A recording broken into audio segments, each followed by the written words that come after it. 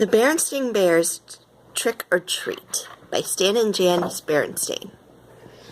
Even little bears expect a good fright when they go out for treats on Halloween night. The sights and sounds of autumn were all around as Mama Bear pushed her shopping cart along the path that led to the Bear family's treehouse. The trees and shrubs were ablaze with color. Farmer Ben's pumpkin stood bright orange in the October sun. The crows cawed noisily as they searched the stubble for bits of corn. Wild geese in great V formations honked high in the sky as they flew south. But the surest sign of the season was inside the treehouse, hiding behind Papa's easy chair. It was Brother Bear waiting to try out his Halloween costume on Mama. It wasn't Halloween yet, but Brother and Sister couldn't wait to try on their new costumes. Sister was going to be a beautiful ballerina. "Well, what do you think?" she asked, taking the third position. "Shh," said Brother. "Mama's coming." Brother had chosen to be a spooky monster on Halloween. He had bought the spookiest monster mask he could find, and Mama had made the rest of the costume. "Boo!" he shouted as Mama came in with the groceries. "Help! A monster!" she cried, pretending to be frightened. "It's only me, Mama," he said, showing his face. "So it is," said Mama. "Well, that just goes to show that appearances can be deceiving." "Appearances can be deceiving? What's that mean?" asked Sister. "It's just a grown-up way of saying that things aren't always what they look like," explained Mama as she unpacked the groceries. "Look, goodies!" said Brother. "Hands off, please," said Mama.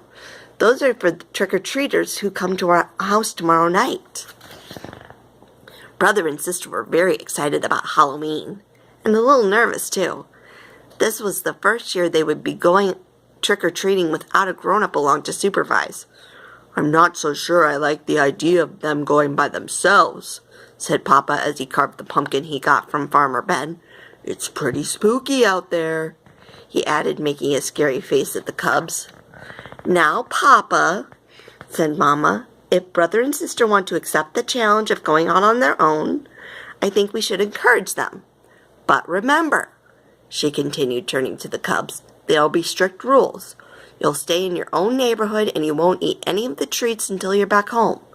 Besides," said Brother, "we won't really be by ourselves. We made a trick-or-treat date with Cousin Freddie, Lizzie Brune, and Queenie McBear." "There," said Papa, putting the finishing touches on the jack-o'-lantern. Then he lit a candle inside it and turned out all the lights. It was pretty scary. The next day, Brother and Sister began planning the trick-or-treat route they'd follow that night.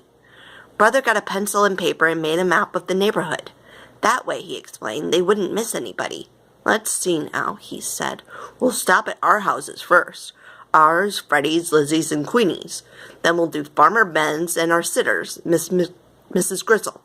"Mrs. Grizzle for sure," agreed Sister. "She usually makes special Halloween cookies."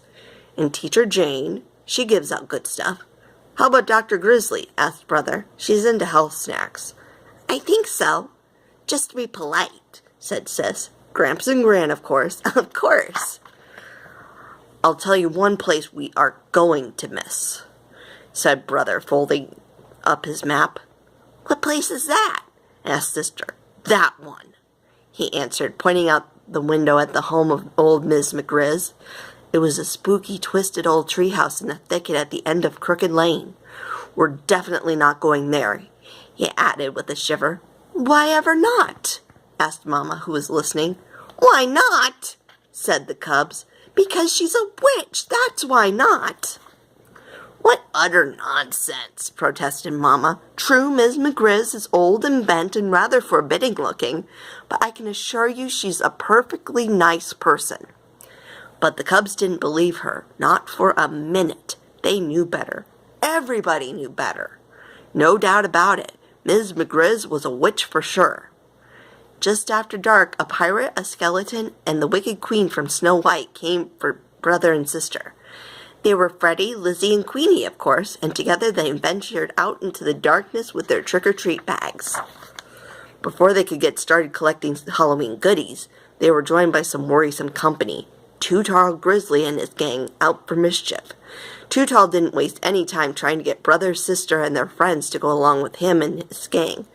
Come on now, we'll show you goodies how to have some real Halloween fun, he said, pulling brother along with him. What sort of fun? Asked brother warily. Oh, you might say we're going to put the trick back in Trick or Treat, he said, chuckling. It was so dark that brother and the other didn't notice where they were heading. Hey, said sister, this is Crooked Lane. That's right, said Too Tall. We're going to play a few tricks on old Witch McGriz. What sort of tricks? Asked brother. Her gnarled, twisted old treehouse loomed ahead. First, whispered Too Tall, taking a roll of toilet paper from his jacket, we'll decorate her house with a little of this. Then maybe we'll tie a few knots in her clothesline. Then we'll smear some honey on her broomstick so she'll stick to it when she tries to fly. But before Too Tall and his gang could start their mischief, the front door opened and a bright yellow light stabbed the darkness. And there in the doorway stood the frightening figure of old Miss McGriz.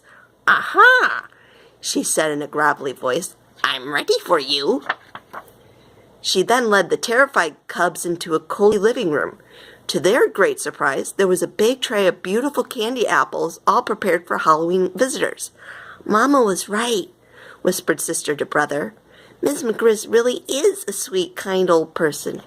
The cubs thanked her for the beautiful apples and went about the rest of their trick-or-treat business. Later that evening, brother and sister were at home looking over all the treats they had collected. The beautiful candy apples stood out, and Papa asked where they came from. From Miss McGriz, answered brother. From that scary-looking old grouch puss that lives down Crooked Lane? Said Papa. That's right, said brother, taking a delicious bite of his candy apple. You really must try to remember, Papa, said sister, giving her apple a little lick. Appearances